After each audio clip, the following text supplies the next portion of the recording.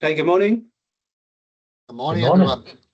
Morning, Chris. Morning, Martin. Morning, mate. Welcome back, everyone, to part two of the Shopper View. Today, delving into the growth of snacking. Now, if you missed last session, Chris and Martin took us through a humdinger of a presentation covering the generational divide, the role of brands, private label, loyalty, premiumization, and the cost of living. And we all agreed by democratic vote to move snacking to today. So I'll say up front now, I'll put a link for the last deck as well as today's deck in the chat at the end of the session, and I'll keep that open for everyone. So if you do need to duck out early, come back to the chat and you'll find all of the materials for both of these sessions in the chat. Now, we do appreciate some of you may have felt a little shortchanged when we kicked this topic off the agenda last time around. So we've decided to add some extra insights to give this section a little bit more by way of acknowledging our callous actions last time around. Chaps, I don't think you need an introduction. I think everyone knows you by now. Need an introduction. These guys know their onions and shoppers. Chris will be taking us through the insight. Martin will be chomping at the bit to add his 2 pence worth, no doubt, as well as helping me monitor the chat for all of your questions, which, as always, we massively encourage so that each of you can get what you need from today's session. Glad you put such value on my comments, Mike. Say again? Glad you put such a high value in my comments. I've always got to have a little poke. I mean, they're valuable. Everyone knows this. Let's wait and Let see. them judge for themselves. Let's wait and see. So yeah, look, quickly, how do we get the insight? How do we get the data that you're going to see in this presentation?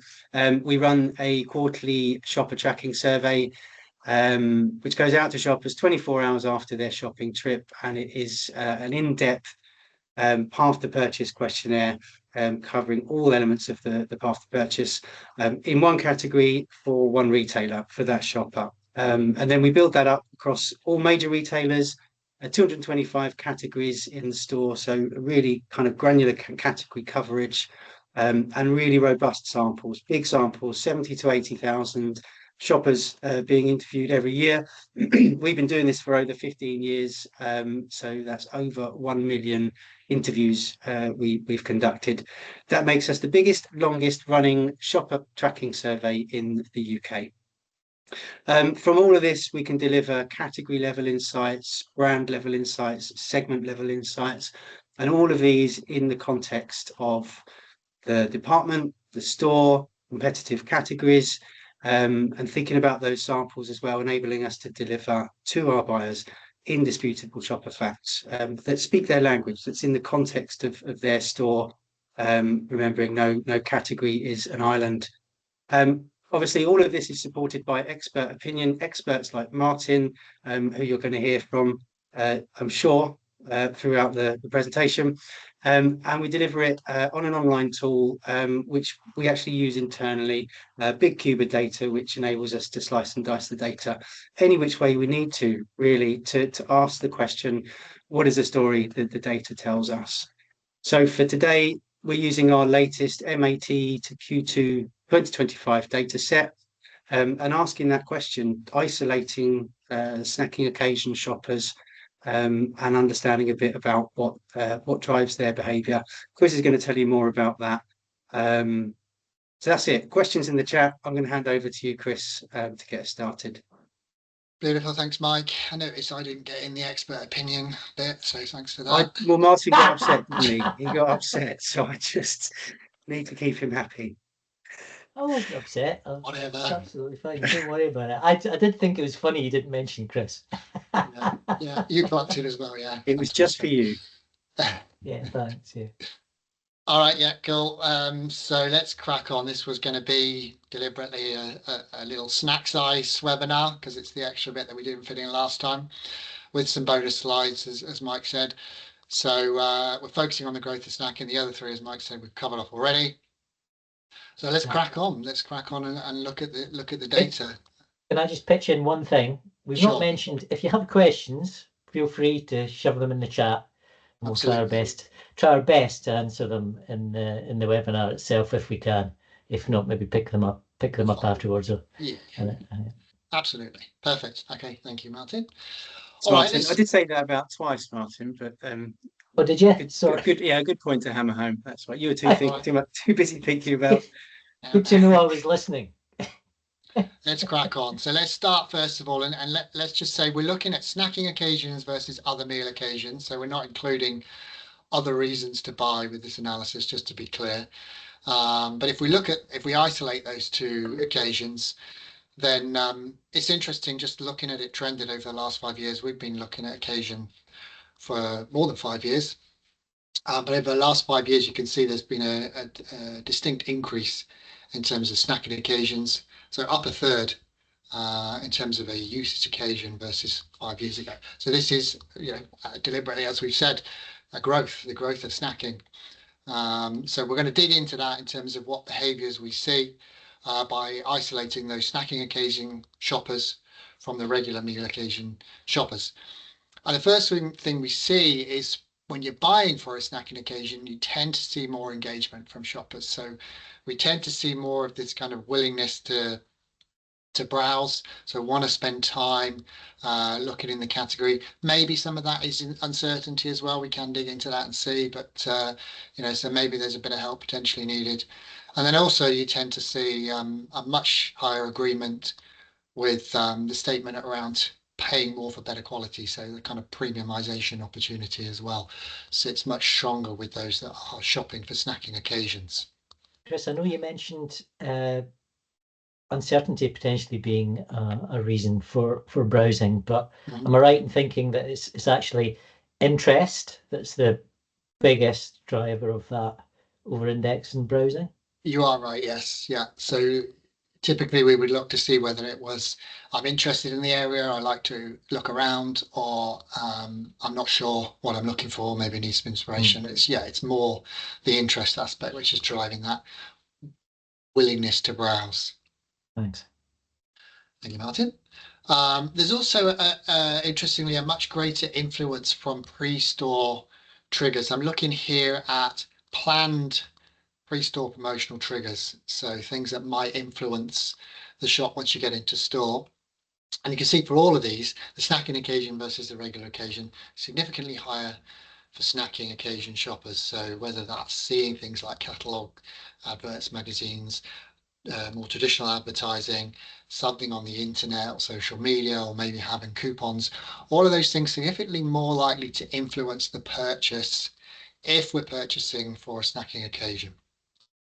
So you've got potentially influencers as well as loyalty card information, as well as kind of your standard brand advertising and things like flyers and stuff as well in there. Yeah, quite a few different things that could potentially be influencing. So a willingness to spend time in store engaging, but also kind of preparedness in terms of pre-store triggers that might influence. So a few things that we would sort of want to think about when we think about targeting the snacking occasion. Interestingly, though, no more intention than you see from a regular occasion. So no more kind of planning going on, or equally no more impulsiveness going on within snacking occasions. And no more risk. So if we look at our kind of response to I'd walk away if I couldn't find what I was looking for, exactly the same across the two different groups of occasions. So 43% of shoppers in both cases. So no more intention, no more risk necessarily, but those other things that we've already talked about will be things we need to be considering. Still quite high level of planning though, right? I mean, it is. Yeah, it is. I mean, I guess the average level, I think in our Q2 data was 78, 79, I think, wasn't it? Yeah. Across everything. So it's a smidge higher than that. But it is, a pretty high level. You kind of would have thought that with snacking, it might be more impulsive, but not the case. Yeah, I think that's a lot to do with the fact that you get different types. You get snacks that are bought for consumption across a period of time, rather than just absolutely immediate. But also because we see planning for immediate consumption being a you know, you don't need to be, it doesn't need to be impulsive as if it's immediate consumption, does it? It can No. be planned immediate Still consumption be as well. planned, absolutely. Yeah, absolutely. Good. Okay. So moving on from that, though, there is a clear opportunity for innovation in snacking. So if we look at a couple of our innovation metrics, if we look at the importance of innovation, so we're getting a score here out of 5. 5 would be it's the most important thing to me. You can see we've got a significantly higher score for those that are buying for a snacking occasion. And also if we look at where we just directly ask shoppers, what would you improve across the category when you're buying, then we see also higher numbers saying innovation across snacking occasions as well. So there's certainly an appetite for more new stuff. And I mean, you can see that. I mean, I picked these up a little while ago now because this was written in the first part of the deck, but just looking at a few of the product launches that we've seen recently that have been highlighted in the grocer, clearly retailers are tapping into it and suppliers are tapping into it because there's lots of focus on snacking NPD, which is certainly something that we can see shoppers are looking for. Loads of different types as well in there, you know. Yeah, there are. Yeah, there's some quite different types. Yeah, kind of meat-based ones and nuts and crisps and things. Absolutely, yeah. The good news is that the innovation definitely has the potential to drive weight purchase. So another one of our kind of spend mindset metrics. Sometimes I'll buy additional to try new and different. Much more likely, significantly more likely to get agreement with that statement from those buying for snacking occasions. So there's an appetite for the innovation. There's kind of requests for more variety and innovation. And there's also this agreement that actually it could drive additional purchases. So there's a potential there to increase basket and grow categories through that that type of mechanic.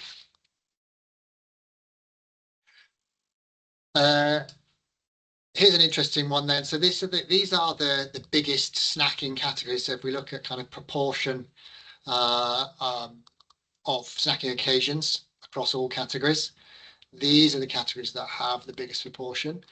I wager there's probably some obvious ones in there. Maybe there's one or two surprises. I don't know. I mean, free from, obviously, there's plenty of snacking products within the free from group. We categorize it as one whole category. So clearly that would be the kind of more snacky products in there. Nice to see soft fruits and berries in there at number 3. So there is a fruit one. It does get interesting though when you look at what it was like in 2020. So hopefully this is easy to understand here, but I've put in blue the 2020 ranking, and then I've also kind of highlighted the changes from that for those 2025 categories. It's a little bit disheartening, I guess, to see that in 2020 we had grapes, apples, bananas, citrus fruit, all in the top 10. It's amazing that, isn't it? Yeah, which I are think no that's, longer in the I top think 10. that's really amazing, the amount of fruit that was there. Yeah. And how Maybe 5, that's 6 years changed ago. quite a lot. It is, yeah, it is. So things like cereal bars, things like energy drinks, particularly coming much higher up there than they were previously. Yeah. Yeah, it is quite amazing. And I wonder if that's because of it could be because of more citing of these products in multiple locations, maybe more on food to go, or what do you think might be? I think I mean, look, there's more innovation in these areas. There's a lot more innovation around snacking now from some of these categories. Definitely multiple sites. You know, I think, yeah, those kind of things are definitely going to be influencing on it. I think that's just saw Gerda's message pop up there in the chat. Yeah, there's a jab that you could use, so maybe you don't need to worry so much about it if you're so inclined.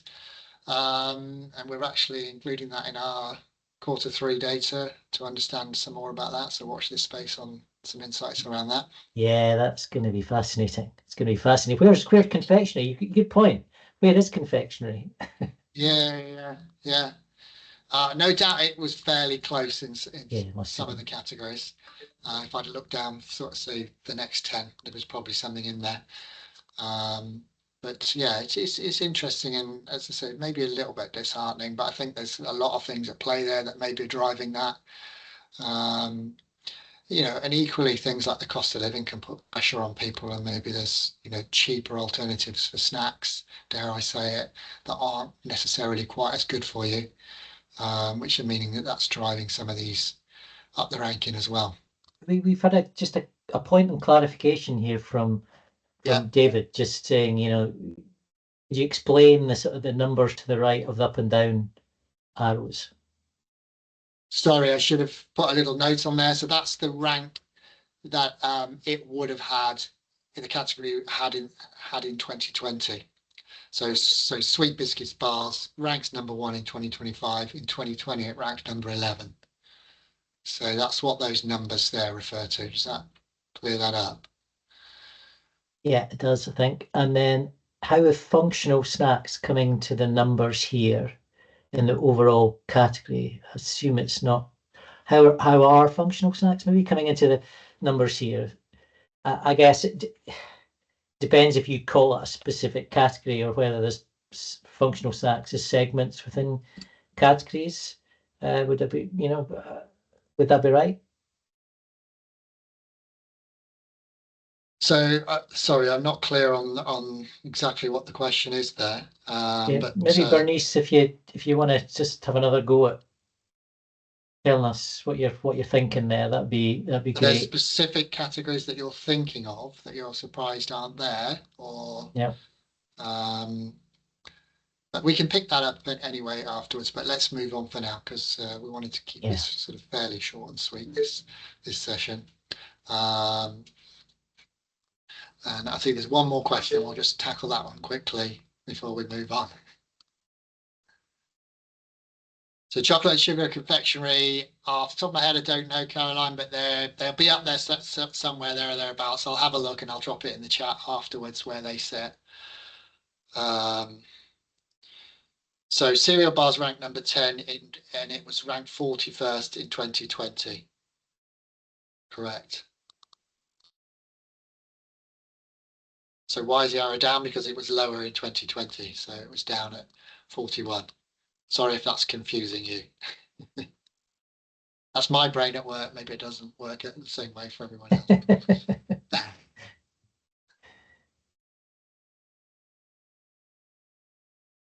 Right, I'm going to move on. But is there another question? I'm going to move on. Yeah, it was just about Bernice just saying that functional snacks are subsector. Yeah, so we've not pulled out specific segments in this. Just looking at the sort of parent categories here. So we might find that they've changed quite a bit. Yeah. Yeah, absolutely. I'm going to move on, but I know there's a few other questions popping in, but we'll get stuck on this. Yep. Okay, so there's a few little things, bits and pieces we've said there. So I guess there's kind of like a question, or maybe, with some of the things that we're seeing around snacking shoppers, more interested in innovation, more influenced pre-store by advertising and other promotional triggers, more engaged when they get in store, more likely to be wanting to buy extra because of innovation. So maybe we can expect to see some kind of snacking zone in the future. Beautiful bit of AI artistry at work here. So that shows you how good AI is. Some of these weird spellings are because I asked AI to create a snacking zone picture. We thought it was a Dutch store when you. Yeah, it looked a little bit foreign, didn't it? Yeah. Well, I guess as we think about that, then it's interesting to see if we look at the snacking occasions that we've got, that actually the growth that we've seen in snacking that we talked about at the start more recently is coming specifically or more strongly from a healthy snack rather than some of the other occasions like a snack on the go or immediate consumption, something to eat or drink right away. So 21% growth in the last year for the healthy snack option. So people are clearly looking for some form of healthy snack. So that maybe backs up what Bernice was saying about the sort of functional snacks within categories.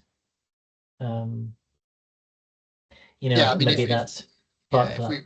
If we were to split it out and look at some of the segments, it would be interesting to see if we dig a bit further what that looks like.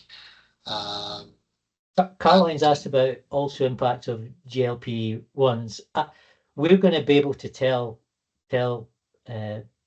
people a lot about GLP-1s once our Q3 stuff's nearly ready to go live. So, and we're going to have some cool stuff in there. So yeah, it would be really interesting. I'm looking forward to seeing that when we get that. We've just closed our Q3 field work. So it's just a little bit too early for us at the minute. Yeah, a couple of weeks and we'll have that information. Yeah. So healthy snack is a much faster growing occasion in the last year. Also, if we just ask shoppers if they're willing to pay more for healthy options, really interesting to see that that's clearly a mindset that snacking shoppers have, or shoppers shopping for snacking occasions have.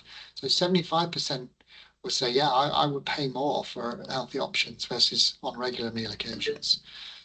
So it clearly is an opportunity. There's a lot of questions firing in here as I'm going along. So just shout if you need me to stop, otherwise I'm going to keep going.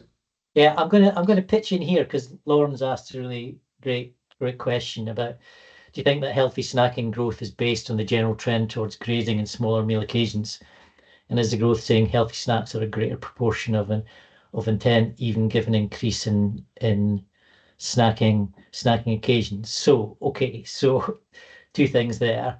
I think the first one about this general trend towards grazing and smaller meal occasions, I think that could well be. In fact, I was thinking about mentioning that earlier on in the deck when Chris showed the snacking occasions rise, because I do remember prior to COVID there was that trend, and then in COVID I think it became more more meal occasions for a bit, and then I assume after COVID it's gone back to more of that sort of grazing and smaller meal occasions. So I think that could be part of it. I think the health thing is a really important bit of it. I've actually been looking at, because every time Chris does stuff like this, I have a wee look and say, what else can I have a wee look at to add some comments? So what I did was I looked at the shoppers within the snacking occasions who scored health really important, like very important effectively, and I compared them to the total snacking occasions number, and these are the ones that are clearly driving this sort of number here we see in the slides, but also they're more willing to pay more for innovation and more willing to trade up to better quality. They are more willing to browse. And they ask for a lot more improvements as well. So I think and we'll get to the improvements in a second, but there's a lot of stuff in there that's saying that's the healthy snacking shoppers that are doing a lot to just drive generally a lot of some of these numbers. Yeah. I mean, there's clearly a big media influence in all of that as well, right? Because there's so much in the press about not just the kind of GLP-1 jabs, but just generally about ultra processed food and kind of trying to get that out of your diet and impacts that can have and so on and so forth. That no doubt that is also influencing this kind of behavior of looking for healthier stuff and being willing to pay more for it as well. Okay, let's move on. Not too many more slides to go.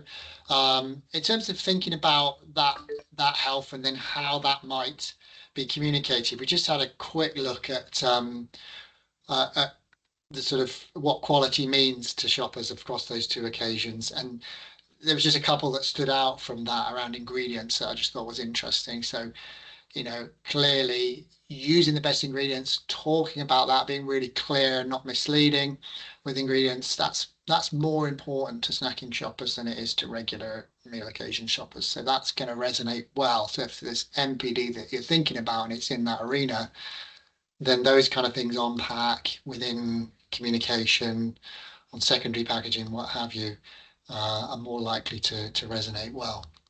So it's a communication point that's super important there, because I mean you might have that, but if you're not communicating it, then absolutely, it's not going to have the impact. Too easy to just assume that people are going to know. Yeah. Won't necessarily, especially at the moment of truth on the shelf. But it can't just be about innovating. So there's lower levels of loyalty, interestingly, amongst snacking occasion shoppers. So we look at our standard loyalty measure. I do most of my grocery shopping at this retailer. That's lower. Those using a loyalty card app, that's also lower, interestingly. So, I guess there's other things that we'll need to do to create loyalty aside from just innovating. Obviously, a key step to that is understanding what's most important. Health remains the theme here, of course. So if we look across these are the top 5 priorities in order from left to right.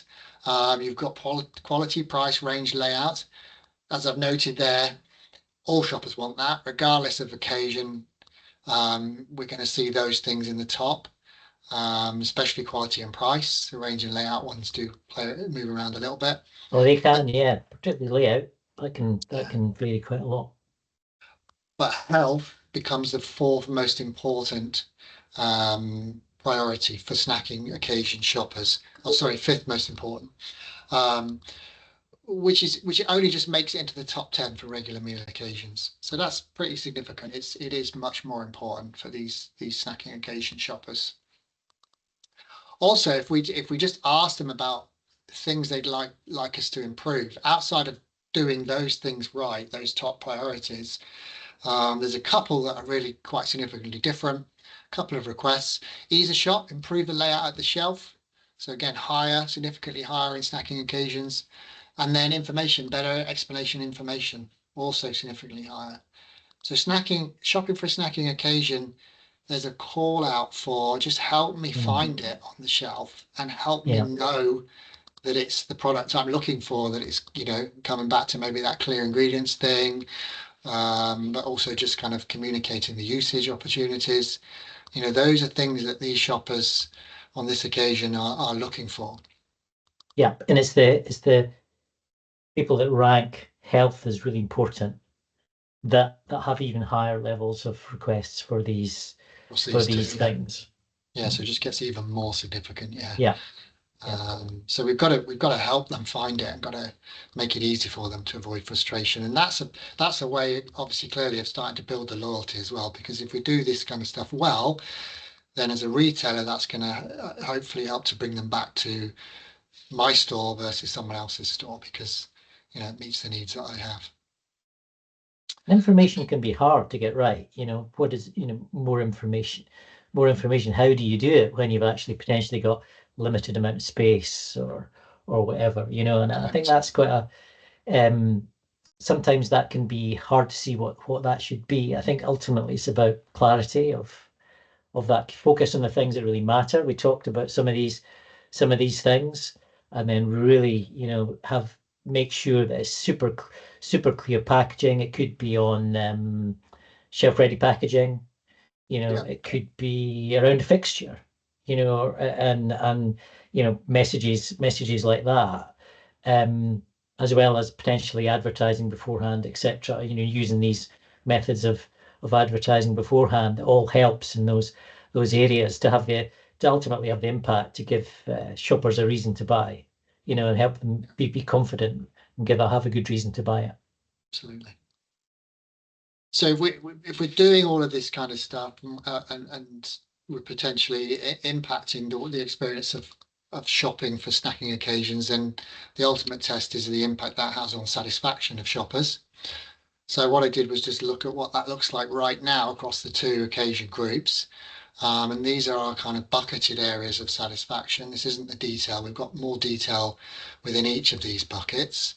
But it's quite interesting because actually the satisfaction levels are pretty good. So price satisfaction is better, product satisfaction is better. So that'd be things like quality, authenticity, those kind of things.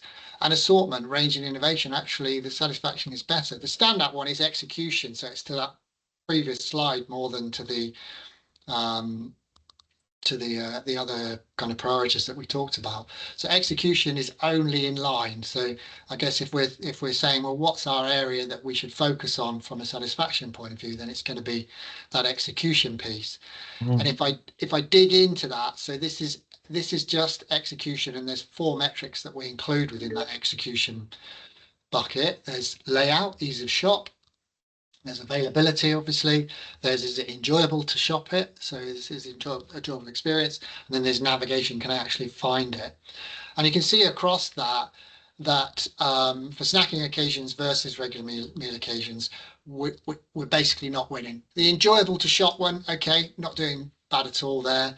Others, we've got a better score here for navigation for regular meal occasions. We've got a better score for availability, and we've got an identical score across the layout ones. So whilst they're not bad and they're kind of similar, Yeah. given that we've got real strengths in the other parts, if I was going to focus on one area as a manufacturer or retailer around snacking, then I'd be thinking about execution as being the big opportunity.